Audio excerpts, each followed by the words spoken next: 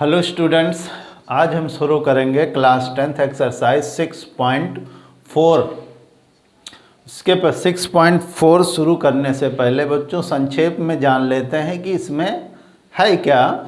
Theorem 6.6 दी गई है, वो क्या है, कहती है कि यदि दो त्रिभुज समरूप हैं तो उन त्रिभुजों के क्षेत्रफलों का अनुपात जो होगा वो संगत भुजाओं के अनुपात के वर्ग के बराबर होगा। बच्चों यही कहा जा रहा है, दो समरूप त्रिभुजों के क्षेत्रफलों का अनुपात जो है वो उनकी संगत भुजाओं के क्षेत्रफलों का जो अनुपात होगा उनके वर्ग के बराबर होगा। तो बच्चों पहले थोड़ा समझ लेते हैं, फिर इसका प्रूफ करते हैं। जैसे मान लिया कि एक त्रिभुज ABC है, ये त्रिभुज क्या है, ABC है। दूसरा एक त्रिभुज है PQR, ये PQR। अब कहा जा रहा है दोनों त्रिभुज क्या हैं, समरूप हैं।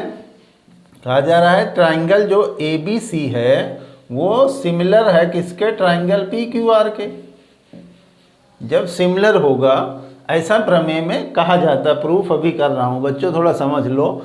तो कहा जा रहा है जो इन दोनों त्रिभुजों के क्षेत्रफलों का अनुपात होगा, मतलब area of triangle ABC upon area of triangle PQR का जो अनुपात है, कहा जा रहा है इनकी संगत भुजाओं के वर्गों के अनुपात के। अब भाई जब ये सिमिलर हैं तो जो भुजाएं होंगी ये अपॉन ये BC upon QR, AC upon ये, तो कहा जा रहा है इनकी संगत भुजाओं के वर्गों के बराबर होता है, संगत भुजाओं के अनुपात के वर्ग के बराबर होता है। जैसे AB अपॉन क्या होगा, PQ। अब कहा जाए संगत भुजाओं का जो अनुपात होगा उसके वर्ग के बराबर होगा। उसी प्रकार संगत भुजा क्या है, BC अपॉन QR, ये अनुपात हो गया। कहा जाए इसके जो क्षेत्रफलों का अनुपात है संगत भुजाओं के वर्ग के बराबर होता है। उसी प्रकार क्या हो जाएगा, AC अपॉन PR। ये चीज़ थ्योरम 6.6 कहती है कि अगर दो त्रिभुज समरूप हैं तो उनकी क्षेत्रफलों का जो अनुपात होगा संगत भुजाओं जैसे AB और PC, जो संगत भुजाएं होंगी BC और QR, AC और PR, इनका जो अनुपात होगा वो कहा जा रहा है जो क्षेत्रफलों का अनुपात है संगत भुजाओं के अनुपात के वर्ग के बराबर होता है। जो संगत भुजाएं हैं उनका अनुपात है उसके वर्ग के बराबर होता है। तो ये बच्चों 6.6 थ्योरम कहती है। तो इसको नोट कर लीजिए फट से, अगर आप लोगों को अच्छा लगा हो। अब फिर चलते हैं इसके प्रूफ पर। Pause the video, note it down. अब इसको प्रूफ करते हैं बच्चों। तो हमें दिया क्या है वो लिख लेते हैं। कहा है दो समरूप त्रिभुजों का जो क्षेत्रफल का अनुपात है संगत भुजाओं के अनुपात के बराबर होता है। दो समरूप त्रिभुज हमें दिए हैं कि जो त्रिभुज ABC है वो समरूप है त्रिभुज PQR के। ये ऐसा हमें दिया है। जो सिद्ध करना है हमें वो लिख लेते हैं, सिद्ध करना है। सिद्ध क्या करना है बच्चों कि एरिया जो है ABC का, ट्राइंगल ABC का जो अनुपात है PQR के साथ, PQR ABC का एरिया और PQR के एरिया का जो अनुपात है वो कहा जा रहा है संगत भुजाएं AB अपॉन PQ के वर्ग के बराबर है। उसी प्रकार BC अपॉन QR का अनुपात हो गया, कहा जाए वर्ग के बराबर है तो वर्ग लगा देंगे। उसी तरह AC अपॉन PR ये चीज़ हमें प्रूफ करनी है। तो बच्चों सबसे पहले हम लोग क्या करेंगे, रचना करेंगे। BC पर एक लंब डाल देंगे AD, ये लंब डाल दिया। उसी तरह QR पर एक लंब डालेंगे, इसका नाम धर दिया PM। ठीक, तो यहाँ लिखेंगे रचना में हम लोग लिखेंगे AD परपेंडिकुलर टू BC और PM परपेंडिकुलर टू QR खींचा। ये हम लोगों ने खींचा। अब इसे करना कैसे है, तो हम लोग त्रिभुज का एरिया कैसे निकालते हैं, हाफ बेस इंटू हाइट से। तो वही लिखेंगे उत्पत्ति में, उत्पत्ति इंग्लिश में प्रूफ लिखते हैं बच्चों, क्या प्रूफ, और रचना को construction. Draw AD perpendicular to BC and PM perpendicular to QR। तो अब देखते हैं बच्चों, क्या त्रिभुज ABC का क्षेत्रफल, त्रिभुज ABC का, या ऐसे लिख सकते हो, पहले एरिया लिख लेते हैं, एरिया ऑफ ट्राइंगल ABC। एक मिनट, त्रिभुज ABC और त्रिभुज PQR में लिख लिया पहले कि ये त्रिभुज लिया है। अब इनके एरिया लिखते हैं कि एरिया ऑफ ट्राइंगल ABC का एरिया निकालने के लिए हम लोग कौन सा फार्मूला लगाते हैं, ये परपेंडिकुलर लंब डाला है तो ये क्या बन रहा है, समकोण बन रहा है 90 डिग्री, इधर भी 90 बनेगा, दोनों तरफ 90-90। तो जब राइट एंगल बन रहा हो तो half base into height, half. अब बेस क्या है हमारा BC और लंब क्या है AD। ये बन गई इक्वेशन फर्स्ट। अब देखिए दूसरा, इस ट्राइंगल का area, area of triangle PQR क्या हो जाएगा, हाफ। अब बेस क्या है QR इनटू हाइट क्या है PM। ये इक्वेशन सेकंड बन गई। तो बच्चों अगर हम इनको डिवाइड कर दें तो इनका हमें रेशियो पता लग जाएगा और हाफ से हाफ कट जाएगा। तो कट तो जाएगा, लेकिन अब हमें BC अपॉन QR आ गया और इधर क्या आ जाएगा AD अपॉन QR। तो इतना लिख लेते हैं पहले, समीकरण 1 को 2 से भाग देने पर, अब भाग देंगे तो क्या आ जाएगा, एरिया ऑफ ट्राइंगल ABC और एरिया ऑफ ट्राइंगल PQR। ये हाफ से हाफ कैंसिल हो जाएगा, क्या बचेगा BC upon QR into AD upon PM। ये एक इक्वेशन थर्ड बन गई हमारी। अगर यहाँ BC हम AD अपॉन PM को बना दें BC अपॉन QR के इक्वल, तो यहाँ स्क्वायर बन जाएगा, BC इंटू BC और QR इंटू QR स्क्वायर में आ जाएगा। तो उसके लिए हमें पहले इनको सिमिलर करना पड़ेगा। तो आओ बच्चों देखते हैं आगे क्या प्रोसेस है। अब देखिए जरा, ट्राइंगल ABC ये वाला है, लिख लेंगे ट्राइंगल ABD लेते हैं, ट्राइंगल ABD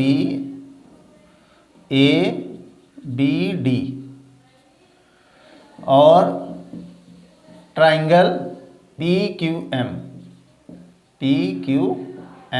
में ध्यान से देखिए, एंगल B जो किसके इक्वल है, Q के, ऐसा हमें यहाँ पर दिया गया है कि ये सिमिलर है। तो हम क्या लिख सकते हैं कि angle A is equal to angle B है, sorry angle B is equal to angle Q, ये हमें दिया गया है और दोनों क्या है, राइट एंगल है। तो हम लिख सकते हैं ये क्या है, हमें triangle A B C similar to triangle P Q R, reason दे दिया कि यहाँ से ये दोनों इक्वल हैं। और हमें क्या, दोनों राइट एंगल हैं, angle D is equal to angle M, दोनों क्या है 90 डिग्री हैं, दोनों 90 डिग्री हैं क्योंकि परपेंडिकुलर है, लिख सकते हो रीजन में। तो ये दोनों डबल ए कसौटी से दोनों ट्राइंगल क्या हो गए, सिमिलर हो जाएंगे। Triangle A B C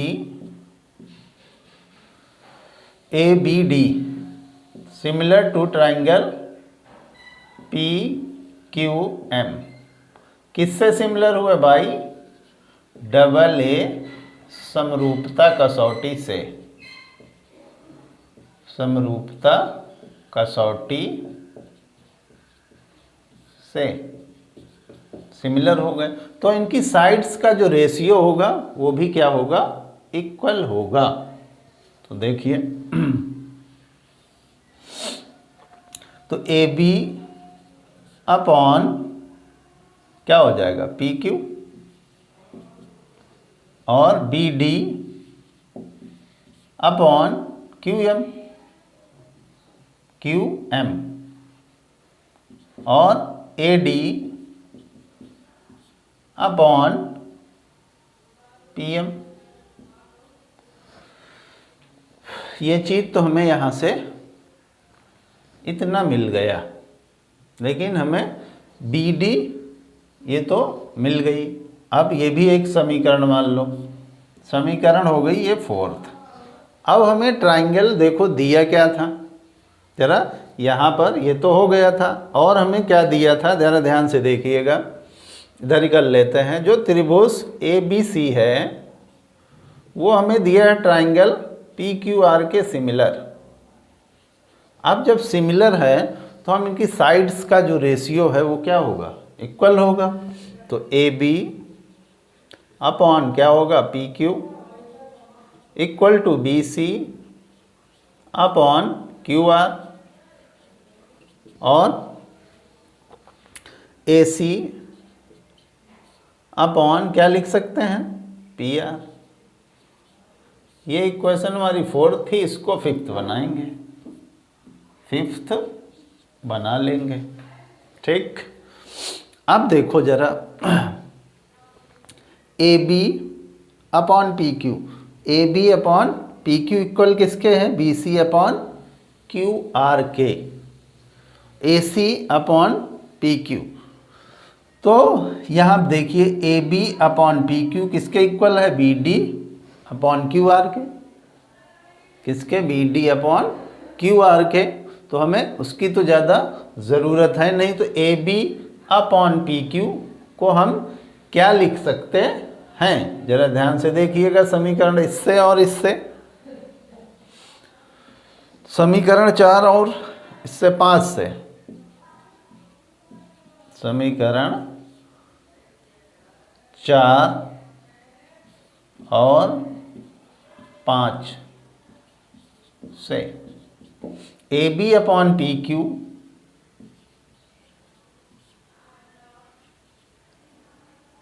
P Q is equal to हम क्या लिख सकते हैं, ये भी लिख सकते हैं, और B C upon Q R, पहले ये लिख लें A D upon P M is equal to क्या लिख सकते हैं, यहाँ से B C upon Q R भी है, B C upon Q R है,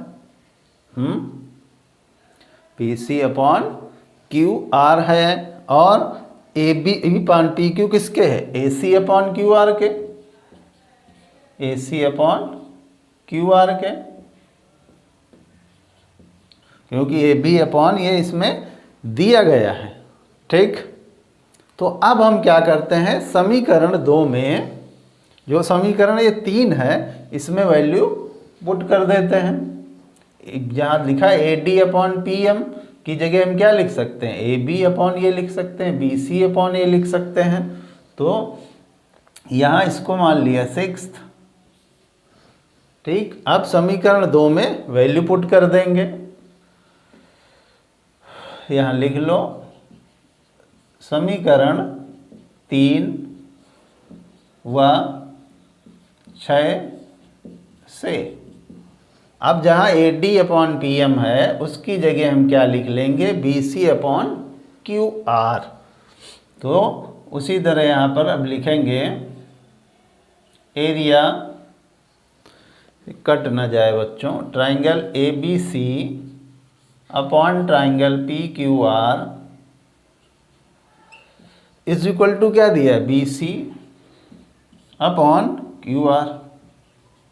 अब यहाँ दिया AD/PM, तो AD/PM की जगह हम क्या लिख सकते हैं, BC/QR।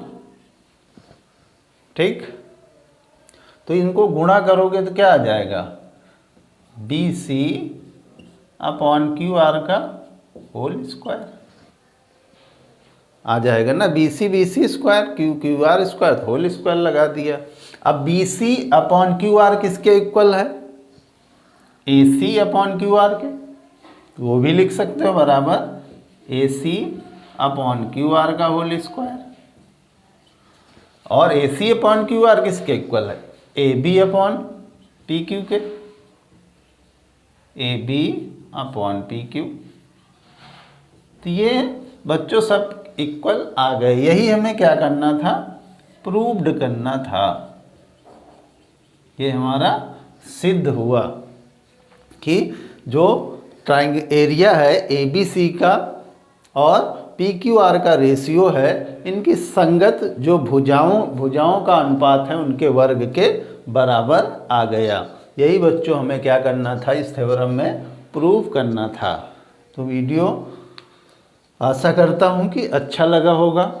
अगर अच्छा लगा हो बच्चों, अब तक लाइक नहीं किया है तो लाइक कर दीजिए। और हाँ, अगर मेरे चैनल को आप लोगों ने सब्सक्राइब नहीं किया है, सब्सक्राइब करके बेल आइकन प्रेस कर लीजिए, जिससे आने वाली वीडियोस की नोटिफिकेशंस आप लोगों तक पहुंच सके। Thank you so much, note it down. फिर मिलते हैं एक्सरसाइज 6.4 के सम्स के साथ। तब तक के लिए जय हिंद, जय भारत।